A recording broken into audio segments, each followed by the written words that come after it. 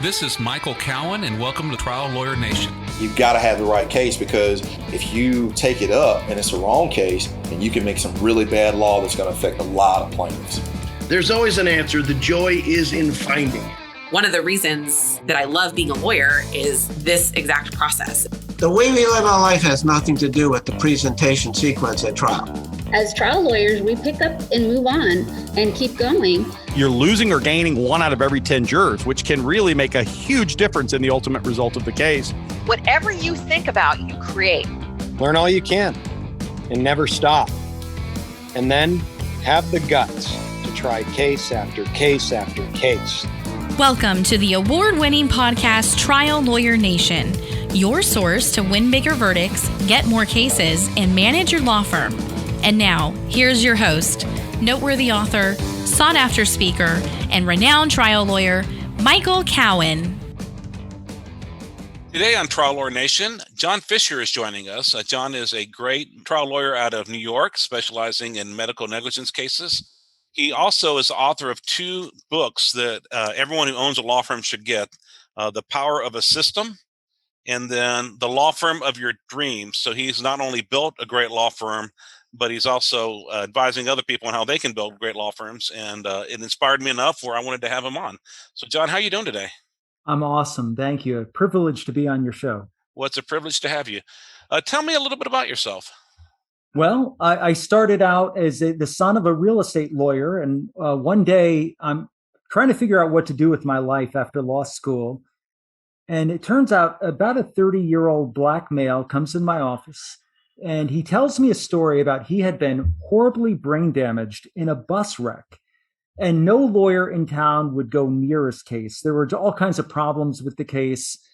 And, as I got talking to him, I said, Michael, I don't know anything about personal injury law, but it sounds to me like you've got a great case. So I started researching traumatic brain injury, personal injury law. And as I got into it, I'm like, wow. This is fascinating. I was totally ensconced by the whole thing. So I got more and more into it. And my wife was like, this is all you do now. You don't actually do anything else. And I'm like, yeah, because my weekends and my nights, everything was totally absorbed by it.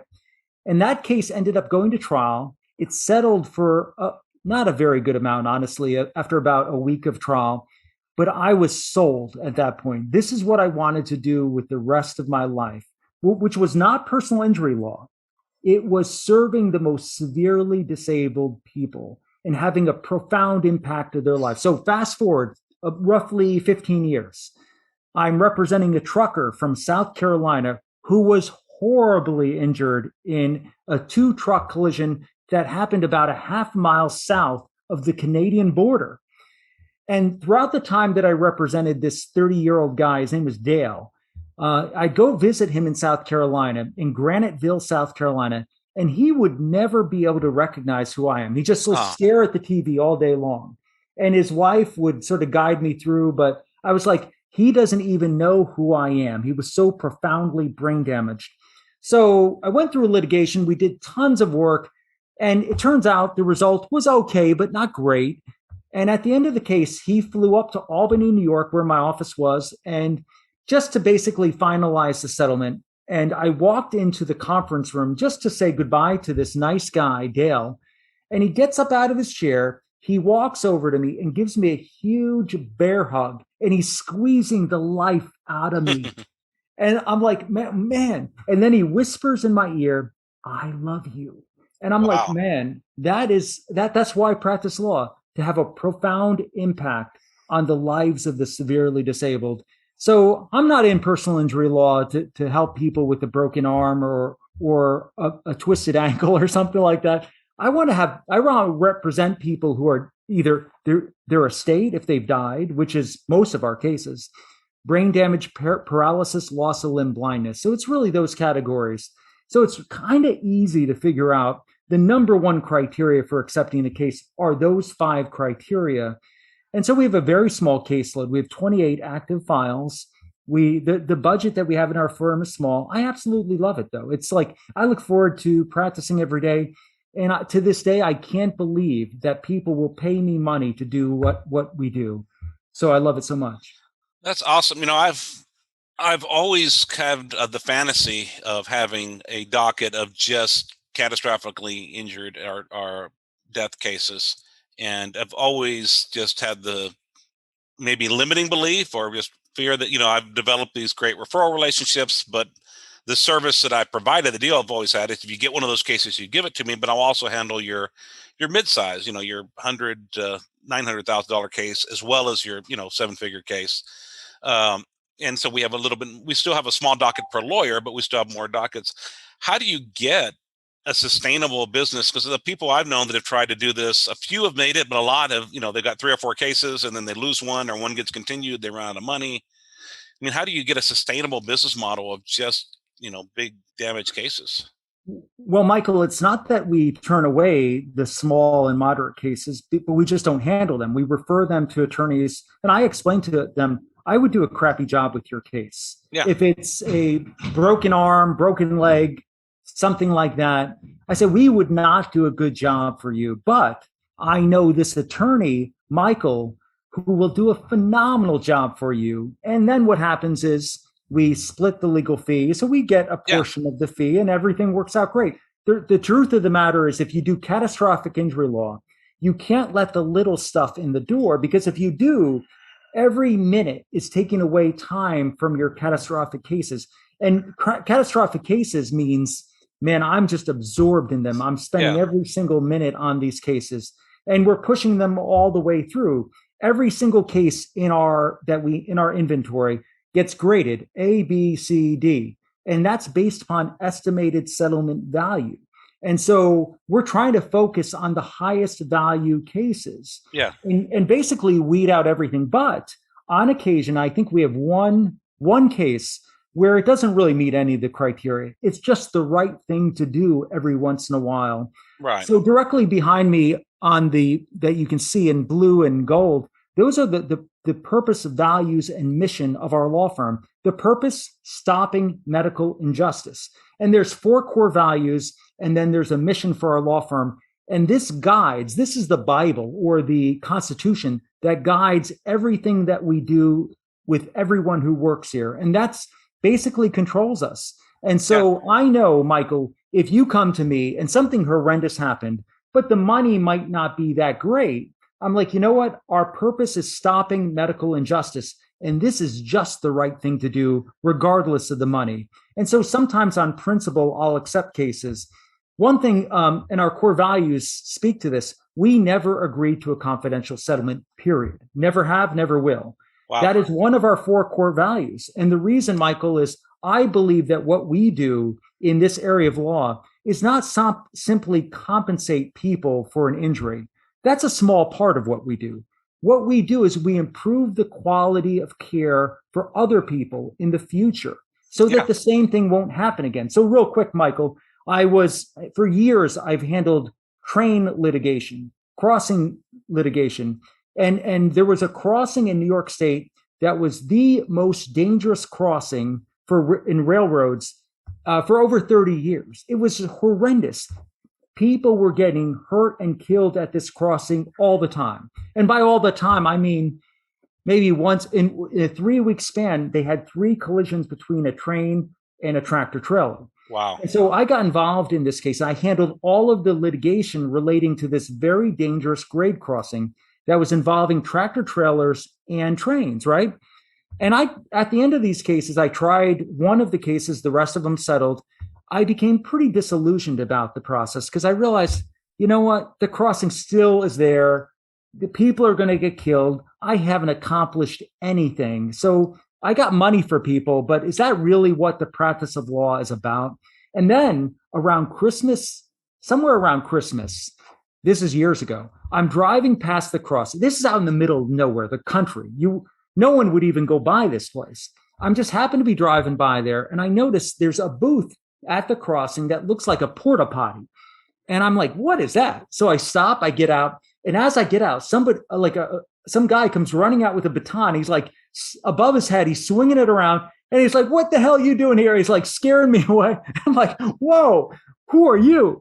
And it turns out, Michael, that was a crossing guard that was put at the crossing to stop traffic whenever a Wow. train was coming. So that one simple thing would stop collisions. But the story gets a lot better because 6 months later, I'm going by the same crossing and I'm noticing the crossing is shut down. It's absolutely raised all the way to the ground. I keep driving. A quarter mile north of the crossing, there is a brand new crossing that they installed to replace the other one. It went from being the most dangerous grade crossing in the state of New York to one of the safest grade crossings in the state of New York. And I know in my mind that that is because of the litigation and the impact that we had in forcing them to cough up money. Because if we had not done that, it would have been business as usual. And because of the lawsuits, there are people who are alive and have not been hurt or killed because of our work. And that means everything to me. So Absolutely. when people talk bad about our profession, they need to hear stories like that. I agree 100%. And it does feel good on those times when you do see a change that you help force someone to make that they could have made on their own, but frankly, for corporations, money talks, and if it gets too expensive to litigate, they'll eventually do the right thing and protect people. No, absolutely. You said you have 4 core values. Do you mind sharing the other 3? Yeah, we only represent the injuries of people who have been catastrophically injured. We are brutally honest with our clients. We do not accept cases that have questionable merit, and we will never agree to a confidential settlement. So those are the 4 core values. Our purpose is stopping medical injustice. The mission of our law firm was to get 500 referral partners by October 19th of 2017, but we've changed that to get 1,000 referral partners by October 19th of 2023. A referral partner is an attorney who refers us at least one case. That's great. We actually have, and I don't know where you got inspired to do this. I know there's a lot of different books and teachers out there. I got mine from works of a guy named Patrick Lencioni. Oh yeah, but our law firm exists to provide a special forces level representation to people who are hurt. He has 3 core values under his system. So we constantly seek to learn and improve. We share what we learn, and we fight hard without being a-holes. And what we do is litigate personal injury cases for plaintiffs, and we have our strategies for success. But I do like your really concrete goal. I want 500 referring lawyers by this day, rather than we want to provide a higher level. We want to. I like that. I'm gonna. I need to finish reading your books because where did you get that? Where did I get that? Well, this gong that you're looking at behind me, we only strike that gong when we get a new referral partner. That's an attorney who refers us a case. Yeah. So when we get a case, I give the mallet to one of our team. They strike the gong, and it has a beautiful sound. But where I got this was an epiphany that I had as a young attorney, was that my clients were not injury victims. My clients are attorneys who can send us a steady stream of cases. Yeah. And so, because in catastrophic injury law, if somebody has a case, it's not a good chance that they're going to have another one, or that they're going to have a family member or friend, because this stuff doesn't happen that often.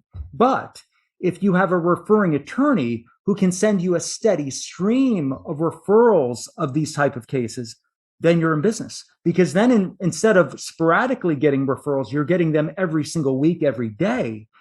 And the key, Michael, is we currently have 461 referral partners, our firm. But the reality is it's really about 3 or 4 law firms that send us almost all of our work. But it's steady, that work. The rest of it's sporadic, but the 3 or 4, it's gold. So what we do is we go right to the top of the food chain. And by that, I mean the biggest, best law firms that don't do the type of law that we do.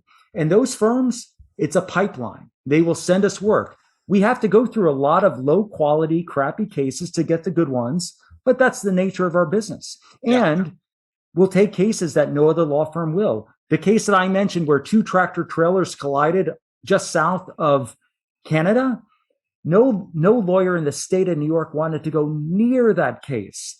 The liability to them looked like it sucked. But to me, it looked like this will be fun. so Yeah. I got into the case. We brought all of our reconstruction people up there. It was a nighttime wreck in the freezing cold near Canada. We reconstructed the accident simulated the conditions 4 different times, and each time I screwed it up a little bit. And then it cost a fortune to do all this. Yeah. And eventually, did we get it exactly right? Not really. Because there's always some little flaw in the reconstruction. That's the problem. But the case settled. Client was great. And, it's a young attorney. I'm a young attorney given all these big cases. Michael, my first case in court, I'm just 2 years out of law school. The senior partner of my firm, I work for a nationally prominent catastrophic injury law firm. And the senior partner says to me, "You want to try your first case?" I said, "Sure, why not? Let's do it." And so he gave me 6 days before the trial a brain damage cerebral palsy medical malpractice case. Wow. Now, granted, I've got no idea what I'm doing. So I'm going there, and the senior partner says, "Don't worry about it. I'll be in the courtroom at counsel table sitting with you. We're going to be fine. You'll be fine. If there's a problem, I'm there for you." This guy never showed up. So I'm in court, a young kid. All the attorneys are about 30 or 40 years older than I'm on the defense side. And I'm like, what the hell do I do now? So what I did was, there is a recipe for success. I read transcripts of trials by who I consider the master trial attorney in the country, Thomas More in New York City. And Thomas More, what I found out by reading his transcripts, he tries a case exactly the same way every single time. The words are the same. Everything about it's the same. So I'm sitting there. I've got his transcripts with me as well. I'm just reading word for word what he says. The judge comes flying off the stand at a break, and he goes, the judge's bench, he goes, "That is the most brilliant questioning I have ever heard." And I'm like, "Yeah, Judge, I got it. This is easy for me." But the reality, I was just reading a transcript by another attorney. But Michael, the funniest thing is, we get done with that trial. The only case in my career where I've recovered more than the insurance coverage was that case. And so I get done, and one of the jurors afterwards comes up to me, because I always talk to them afterwards, and they said, "I have to tell you, that one defense attorney was absolutely brilliant." And I said, "Oh," because it was a study in contrast. One attorney was brilliant. The other attorney was totally inept. And I said, "Oh, you mean this guy?" And they go, No, the other guy." And I'm like, "The other guy was horrible. Are you kidding me?"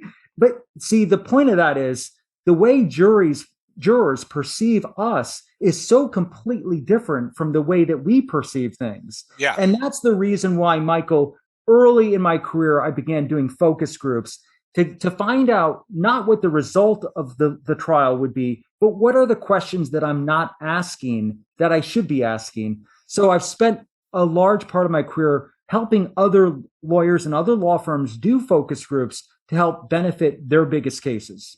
That's awesome. I want to just go back for a minute to your core values. I'm going to jump around a little bit, but they fascinate me. How did you come up with your core values? What was the process you did?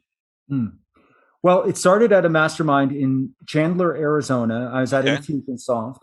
They exposed me to the idea of purpose, values, and mission, and I was completely sold by it. And so I decided there to sit down for 3 days with the leadership team at Infusionsoft, and we tried to put something together. What I found out, Michael, if you read my book, The Law Firm of Your Dreams, that the purpose, values, and mission that I originally had changed completely over the next 2 years, because I realized there's a critical difference between aspirational values, meaning what we think we should be doing, and real values, which is what are you currently doing? So, for example, Michael, if I put in our original core values where we treat our clients like family, that is total BS. We do not do that.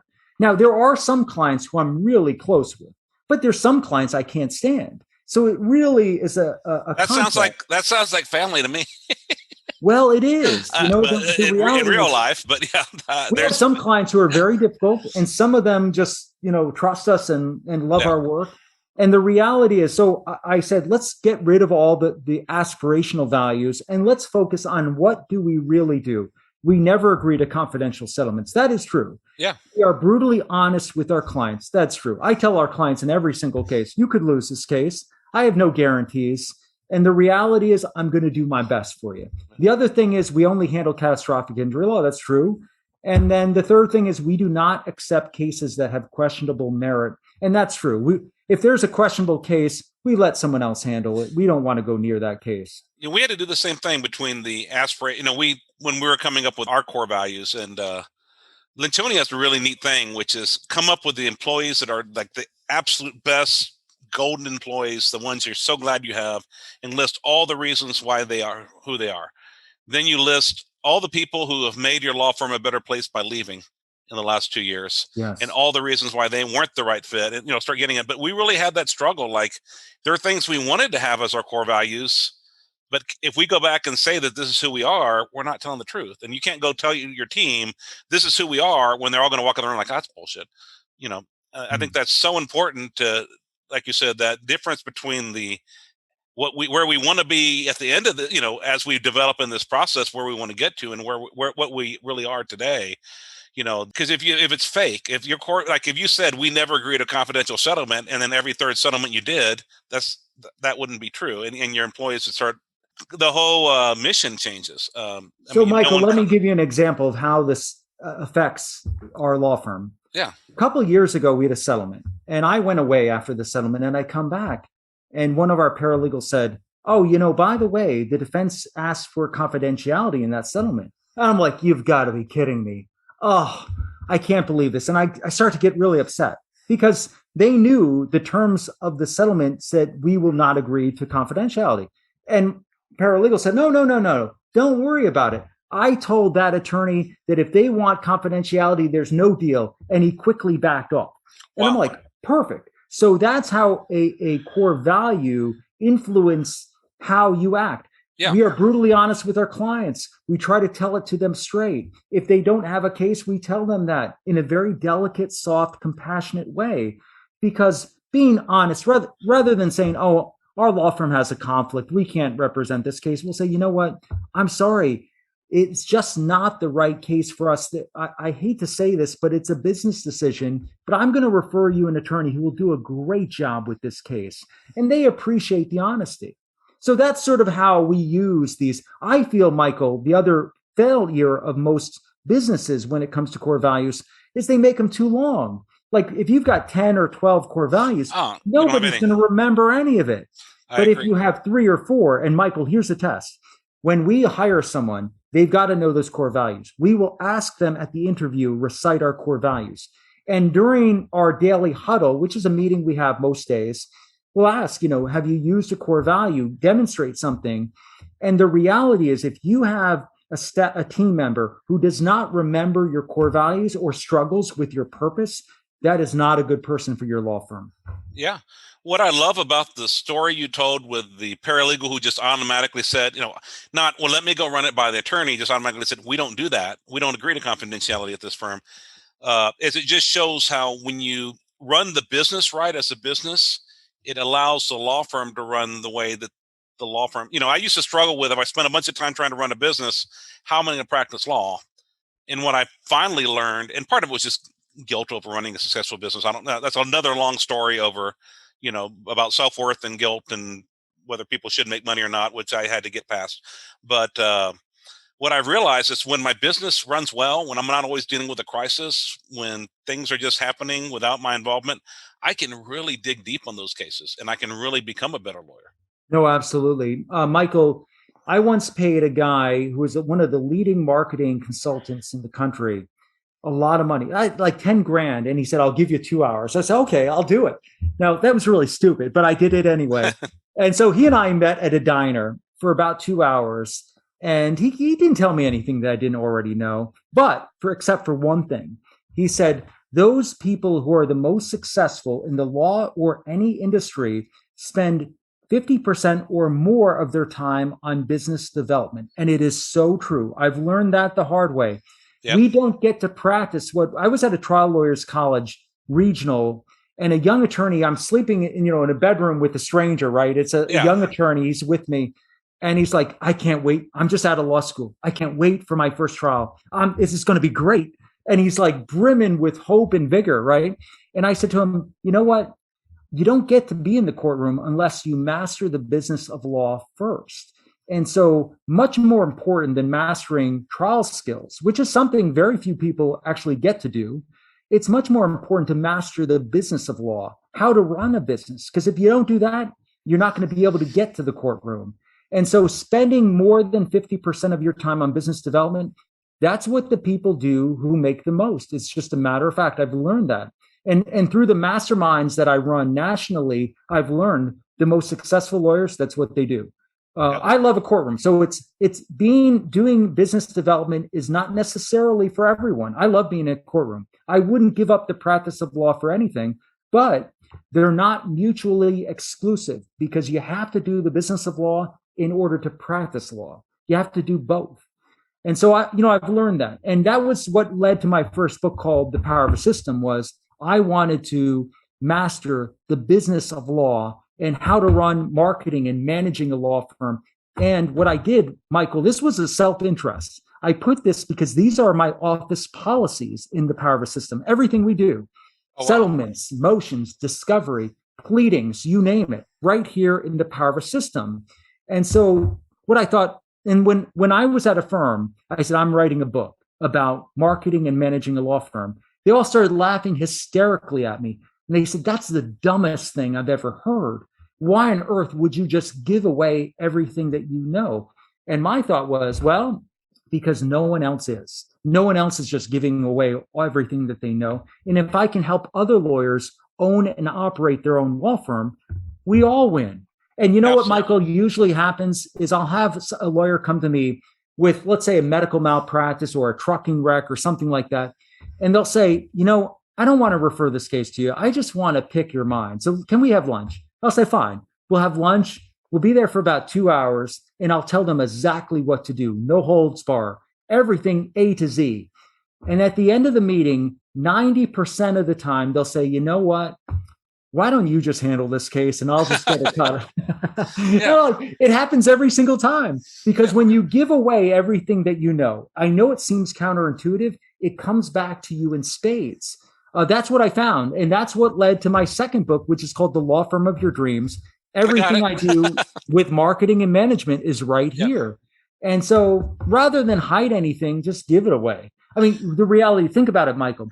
If I do a speaking event about internet marketing, my wife sat down with me after one of these and she said, you don't really give away everything that you know. And I say, of course I do. I tell everything because the reality is a rising tide does lift all boats. I do believe that. But secondly, none of these lawyers are going to do any of this stuff anyway. I mean, the reality is they're not. I wrote recently a column about how to increase the number of your Google reviews. I don't know a soul who has taken any of my advice, but if you wanted to have 500 or 1,000 reviews, I know how I can get it. I know how to get it done basically. And it can happen in less than a year, but it's not actually a lot of work either, but you have to follow some basic principles. So everything is doable in life. It depends on where you want to, dedicate your time. And you can only implement so many new things at once. Exactly. I've learned that the hard way. If you try to do 20 things at once, instead of saying we're going to do the most important or the best return on investment, and then the second most and the third most, and revisit every quarter what it should be, we may need to re-rank them because what we thought was the third most might not really be the third most when we look at it again. Each year, the law firm of Cowan Rodriguez Peacock pays millions of dollars in co-counsel fees to attorneys nationwide on trucking and commercial vehicle cases. If you have an injury case involving death or catastrophic injuries and would like to partner with our firm, please contact us. You can reach DeLisi Friday by calling 210-941-1301 or send an email to delisi@cowanlaw.com. That's DELISI@cowanlaw.com. She will coordinate a time for Michael Cowan to speak with you in person or by phone to discuss the case in detail and see where we can add value in a partnership. And now, back to the show. There's so many things we can do, but I found I used to try to do too many things. I tried to implement 20 systems at once, and then nothing would ever get followed. Well, Michael, one thing I would say is if a young attorney came to me and said, what's the one thing I should do? If I have $1,000, what should I do with that $1,000? I'd say, look, find a mastermind of high achieving attorneys who are doing things way bigger and better than you could ever imagine. go to the mastermind, soak in their wisdom, learn from them, and find out, leverage all of the mistakes and failures that they made so you don't have to repeat the same thing. Now, how many people would take my advice? Virtually no one. But and this, everything that I do here goes back to that mastermind that I discussed in Chandler, Arizona back in 2013. I was in this crazy mastermind with high achieving business owners from across the world, Australia, United Kingdom, South Africa. And I'm in there, I'm like, man, I am in the wrong room. I don't belong here. These people are like in a different stratosphere than me. And eventually, what I realized over the course of 3 days, was this is something that everyone should be doing, is Absolutely. hanging around people doing things bigger and better than you are so that you can leverage their wisdom and knowledge. And so few lawyers do that. So, Michael, I started in 2014 a national mastermind called Mastermind Experience, and it was to help other lawyers with the business of law. And that morphed into a weekly mastermind that's called Plaintiffs Elite, which is just for personal injury lawyers.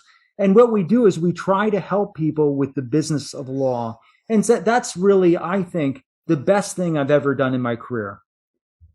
I agree with that 100%. Just the, what do they say? You're the average of the 5 people you spend the most time with. And, I purposefully, and they're not always formal masterminds. Sometimes it's just, like I recently had a group of 5 successful lawyers, and we all met in one location just to spend 2 days sharing ideas.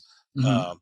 And we got to bring 2 topics, on marketing or management of law firms, and it was awesome.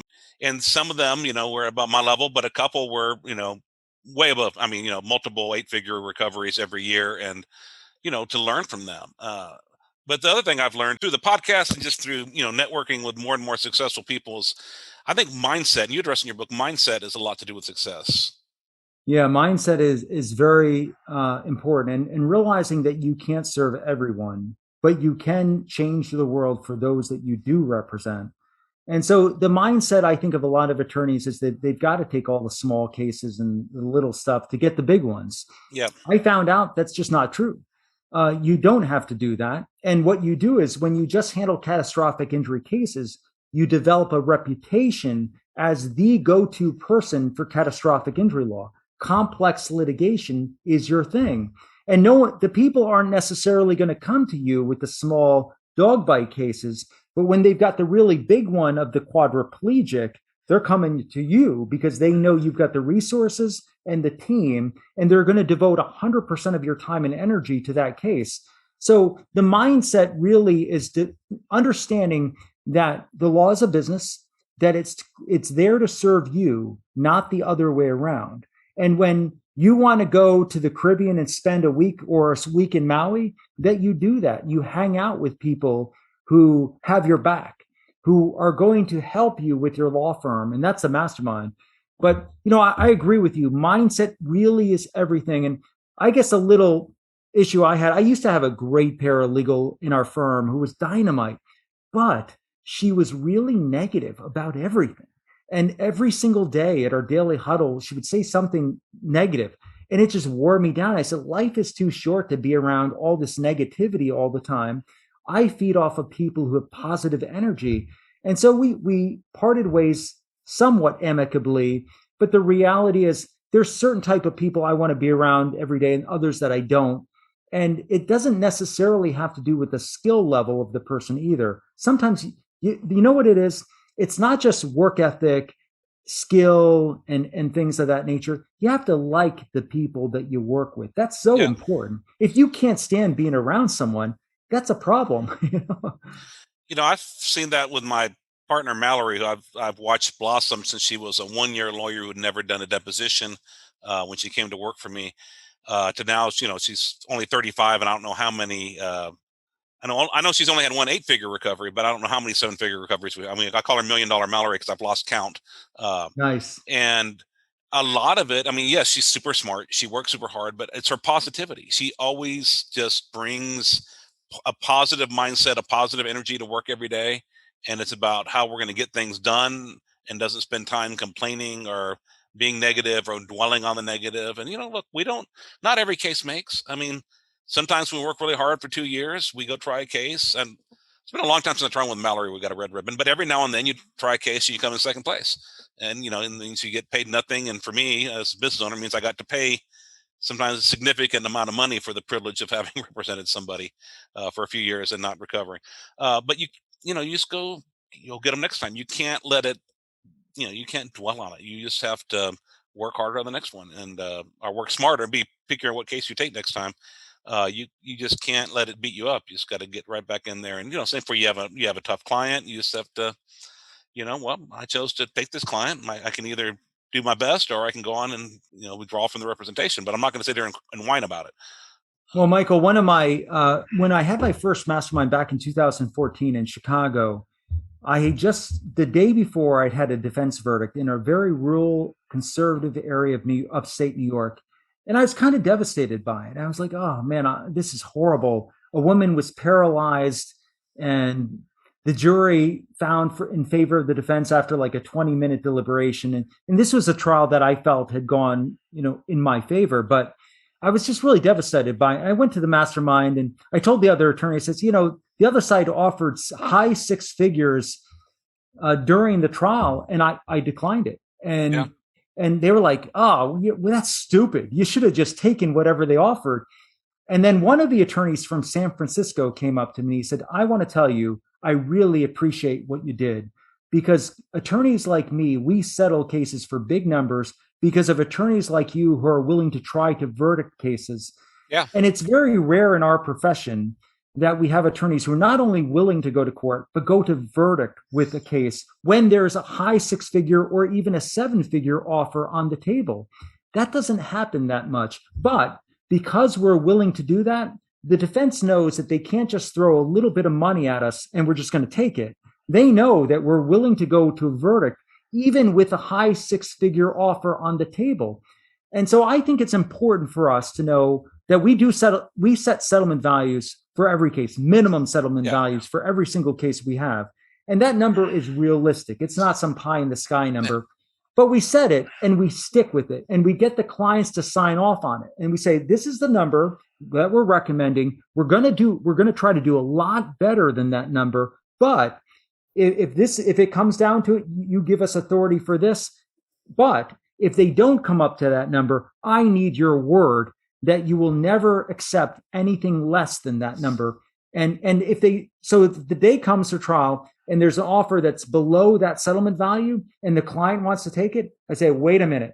Remember, we had a conversation about this. I told you and you agreed that you'd never accept below that number. Now, you're not going to go back on your word with me, are you? And usually like, no, John, just do your thing and we'll be fine. And it usually works out.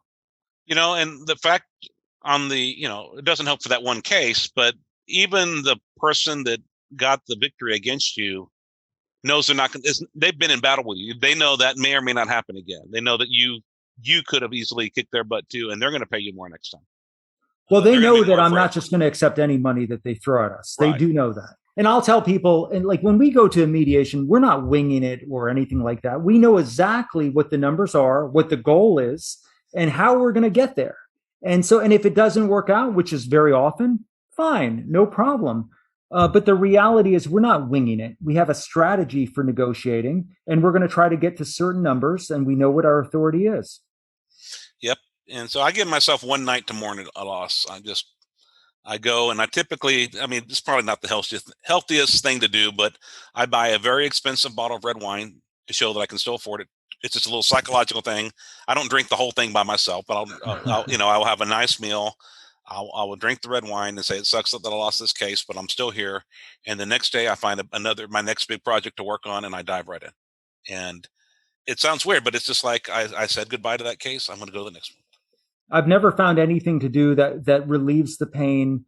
But I can say is that with lawyers, there's never really a day in our profession that you'd say, oh, everything's perfect. Everything's going great. Oh, I'm sailing.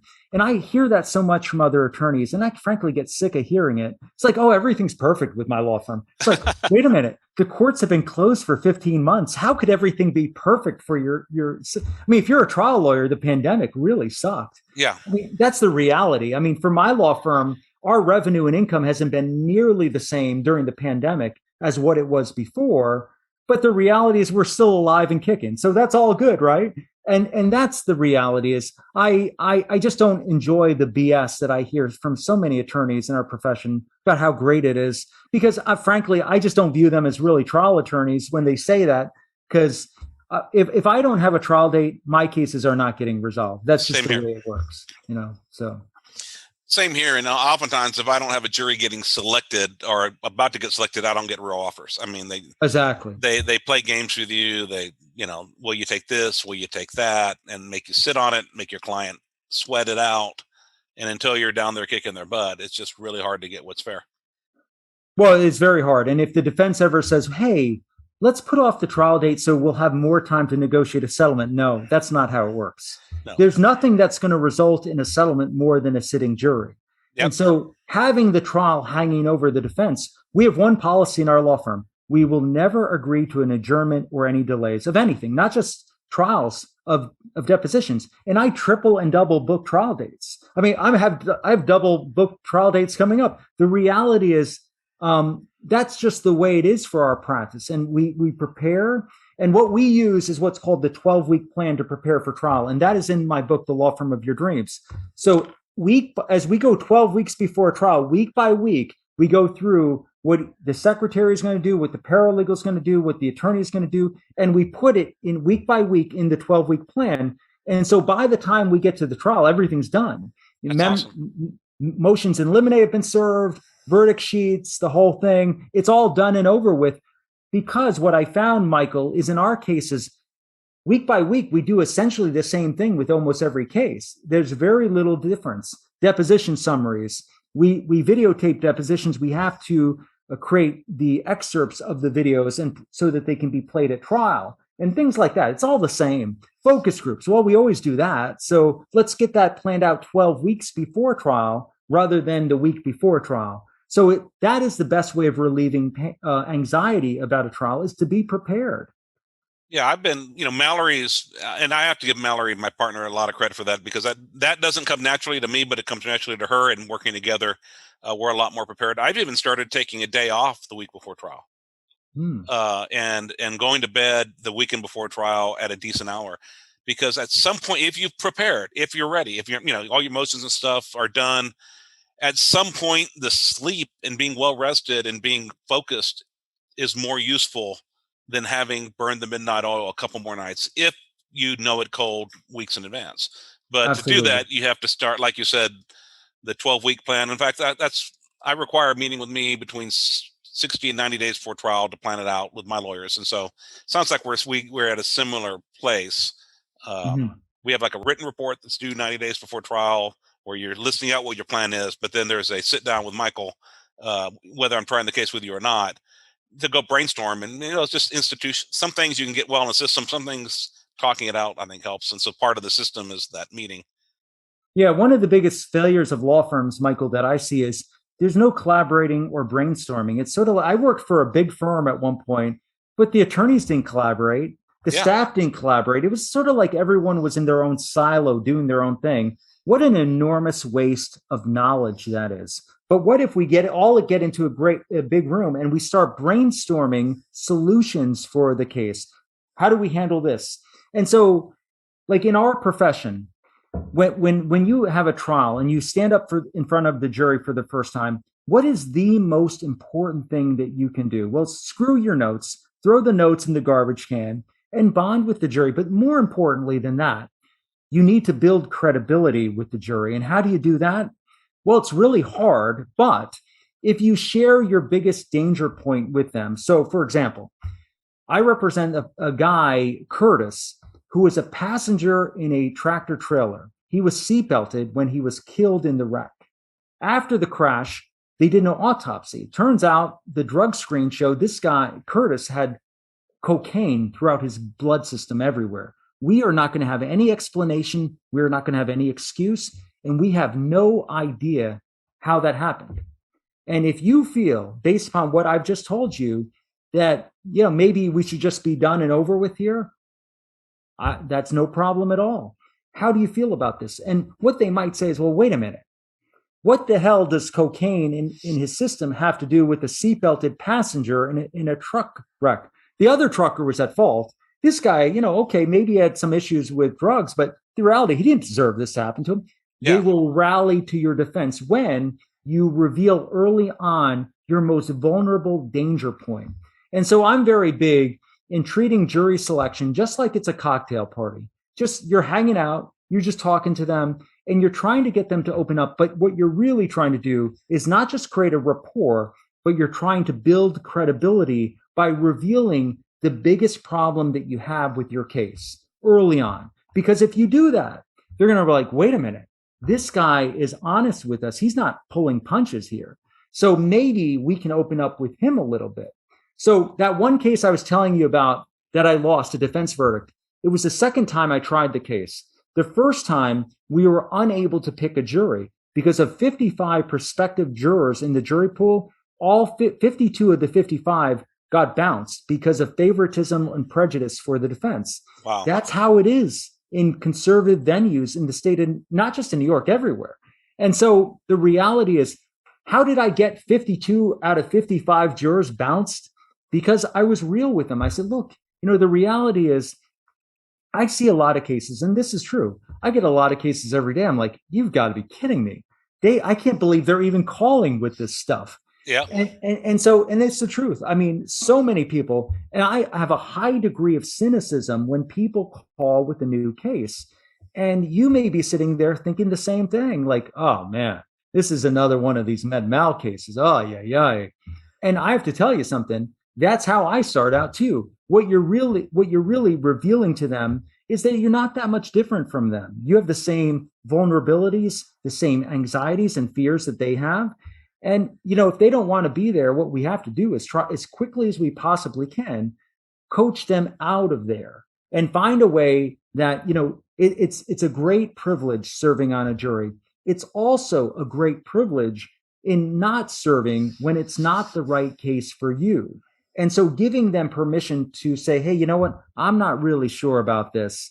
My cousin is a doctor and I kind of like doctors. So, and you're gently walking them out the door. You don't want people on a jury who don't want to be there. Absolutely not. And one thing I love about that technique of revealing your warts or your worst problems first is if you're suggesting reasons why it doesn't matter, it's going to be looked upon skeptically. If you reveal your problem and they come up with your solutions, they're going to hold on to them because they're their ideas, they're their solutions, or they're at least coming from one of the other jurors. It's just so much more. Not only are you much more credible, but the arguments are so much more credible. Enjoying the episode? Do you wish you had Trial Lawyer Nation on the go? Well, wish no more. The Trial Lawyer Nation app is available now exclusively on iOS devices. Access our entire podcast library, create a favorites list, search for old and new episodes, and much more. It truly is Trial Lawyer Nation at your fingertips. Download this free app now and enjoy the top legal podcast for plaintiff attorneys wherever you go. No, absolutely. And Michael, in one case during jury selection, I mentioned an issue and I probed a bit into a person's background, a health situation. I felt like I had to on that case.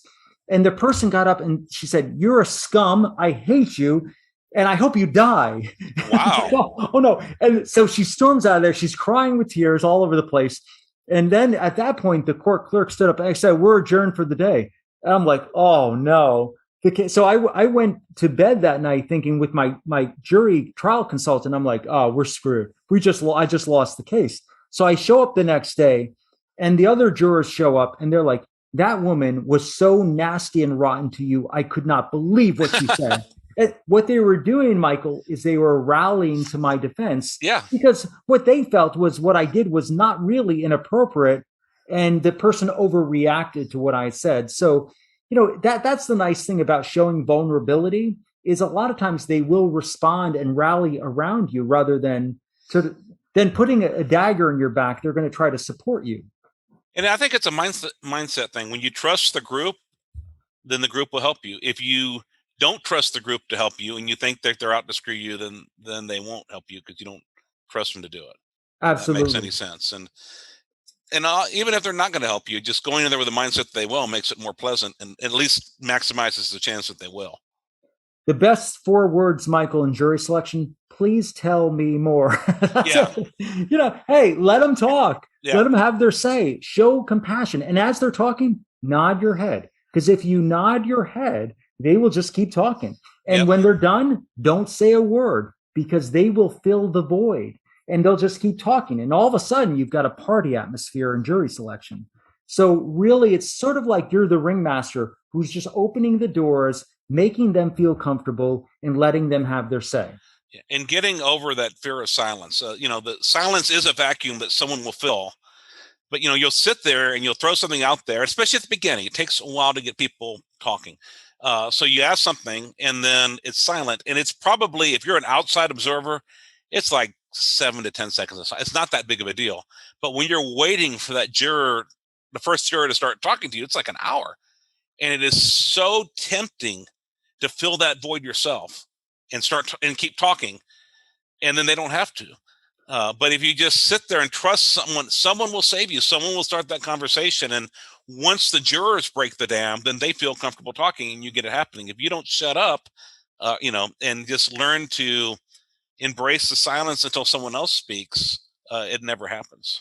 Well, that's also a really powerful tool for direct examination, opening statements, is when you have something that's really powerful to say, the power statement, just try to pause for 6 seconds. You'll never get there, but just try. Try to pause, and it just adds so much power to what you just said when you're able to pause for that long. Or if a witness says something that one of your witnesses make a really strong statement, let it soak in by the pause. The pause adds so much power, and it's such an underused thing by trial attorneys. So I agree completely with you. It's about creating credibility with jurors and then using the power of pause in speech to really emphasize key words.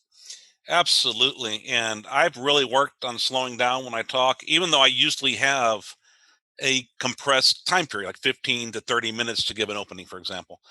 And what I've learned is if I trust the jury, why did I used to talk so fast? Because I had to get it all in, because I didn't trust them that if I just gave my best points, I would win. I had to try to get every little thing in.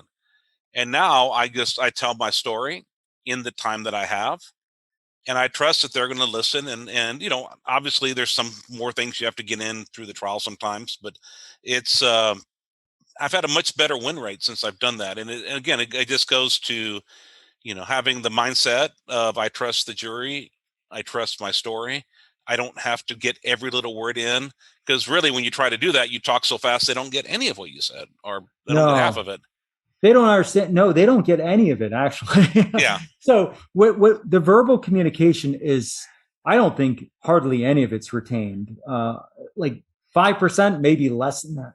But what is retained is nonverbal communication. So anything that you can do nonverbally to show them something is so much more powerful than the verbal language. So I've seen other attorneys try to do an opening statement, at least in part, through nonverbal communication, psychodrama, things like this. And it's so powerful. It's really a cool concept to use your body, your face, and using expressions on your face, the flow of speech and different things to elicit reaction and responses, because a courtroom it's drama, it's theater, and you have to harness theater. You have to embrace it much more than anything else, because it's the drama and the nonverbal communication that will be remembered. Absolutely. Absolutely. And your nonverbal has to be consistent with your verbal. And that's another problem, but not believing it or not having the mindset or not trusting the jury. If your words are saying one thing, but your gestures and your tone are saying something different. Right. Exactly. Their gestures and tone will be so much more persuasive than your words. No, absolutely. And it's easy to say these things. And if somebody were to say, well, hey, great speech, great this, but the reality is they might say, what course can I take to do this? It's like, you know what? There's a lot of things you can do, but the reality is there is no substitute for experience. You want to learn how to be a trial attorney? The best thing you can do is to try cases. If you want to learn how to give the speech of your life, the best thing you can do is give speeches. Because every single time you do it, you're going to be learning a little bit more and refining what you've done. Like, for example, if I give a presentation about marketing, what I found is every lawyer at every seminar you go to, they'll have a bunch of PowerPoints. And it's like, nobody's reading or retaining any of that. So just screw the PowerPoint. Just go ahead and connect with people. Find out what their biggest fears are. Get into the audience, connect with them, become their friend, let them know that you care, rather than spitting out a bunch of data that nobody's going to remember. And so the reality is just connecting with people is so much more important. Absolutely. Now, you also, besides running your own law firm, you've mentioned you do some other work with lawyers who want to better their careers and their practices and their abilities. Well, the thing is, we run two masterminds, mastermindexperience.com and plaintiffselite.com. They are masterminds where we have some of the elite attorneys in the country who get together and help each other. But one of the things is there's only so much I can do to help somebody. But if you harness all of these different people from across the country, high achieving attorneys, and they're all coming together. Our last in-person mastermind was in Maui, and it was phenomenal. And we had incredible event. John Morgan was a guest for our mastermind at Morgan Morgan, and we had just great people there. Our next mastermind is September 10th in Washington, D.C., and it's hosted by Price Benowitz. Seth Price, a good friend, he hosts the mastermind in D.C., and then in February 10th of this next year, we have a mastermind in the Dutch Caribbean island of Curacao.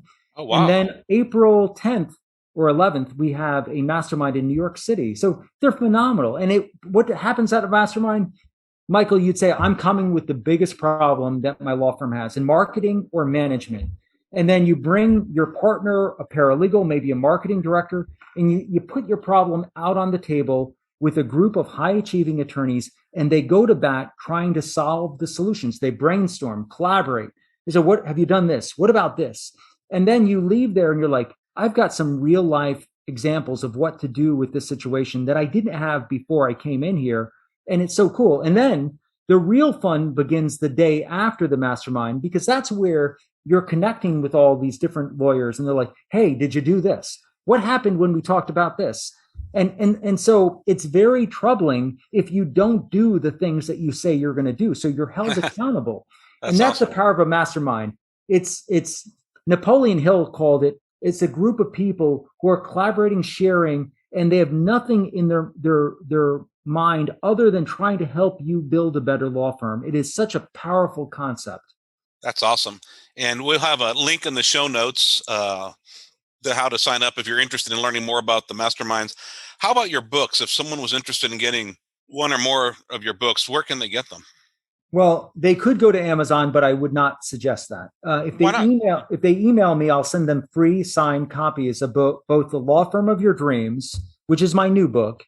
It took 4.5 years to write. It's about marketing and managing the law firm of your dreams, and The Power of a System, which was my first book written in 2013, which has all of the policies and procedures that my law firm has. So if you wanted to know how our firm operates, it's right there. Everything you need to know. And if your staff doesn't know what to do, it's all there.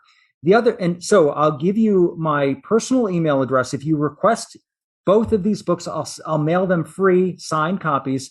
It's the letter J, Fisher, Fisher,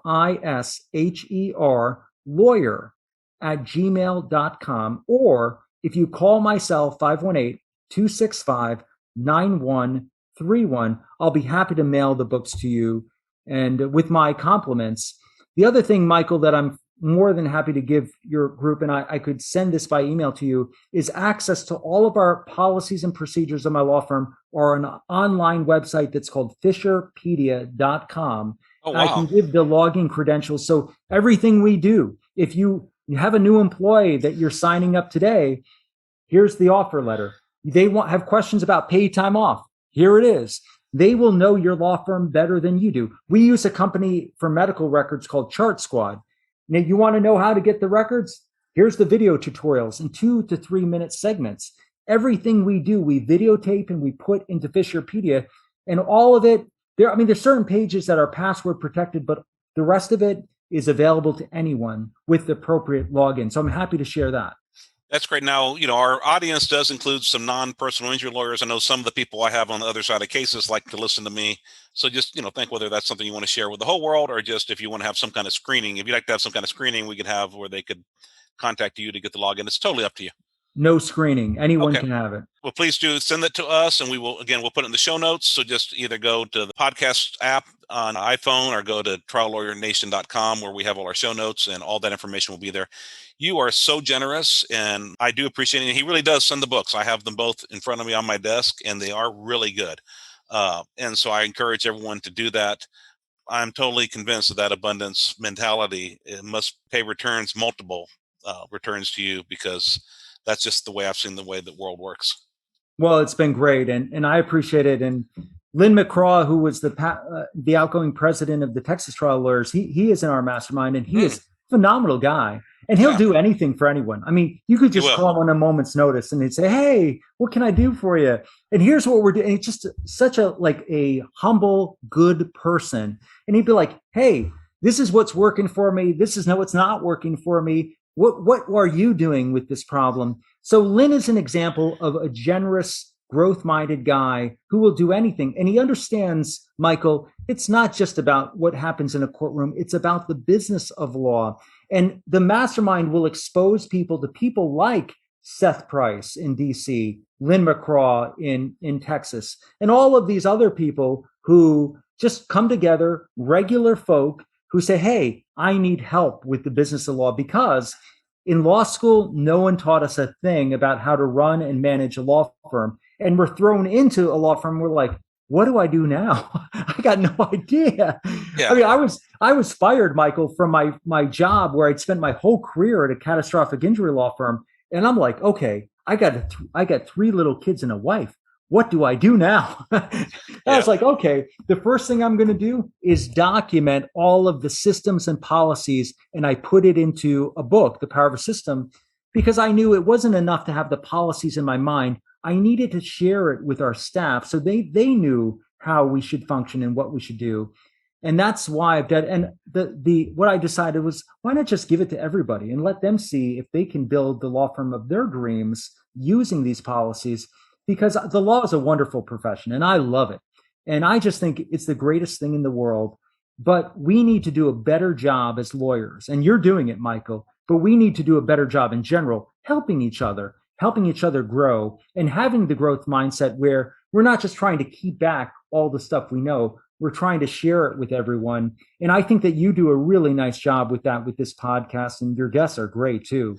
It is one of my core values at my firm that we, constantly seek to learn and improve as one, but 2 is we share what we learn. And that's not just internally, but I've just found that what I've gained from all these interactions is much greater than anything I've given. I'm just by sharing, by collaborating, I've got to learn from awesome people like you, like a lot of the other people we've had on here.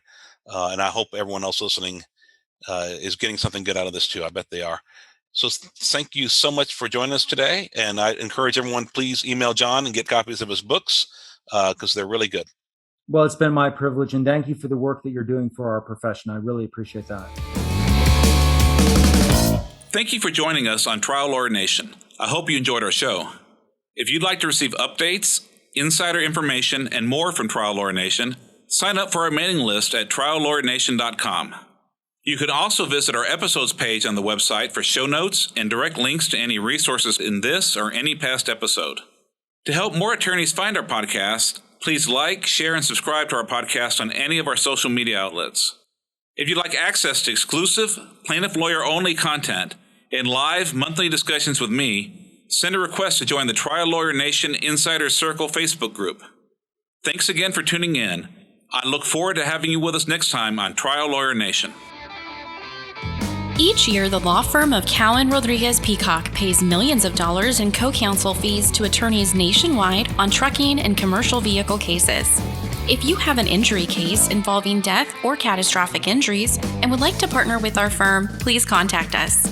You can reach DeLisi Friday by calling 210-941-1301 or send an email to delisi@cowanlaw.com. That's DELISI@cowanlaw.com. She will coordinate a time for Michael Cowan to speak with you in person or by phone to discuss the case in detail and see where we can add value in a partnership. This podcast has been hosted by Michael Cowan and is not intended to, nor does it create the attorney-client privilege between our host, guest, and any listener for any reason. Content from the podcast is not to be interpreted as legal advice. All thoughts and opinions expressed herein are only those from which they came.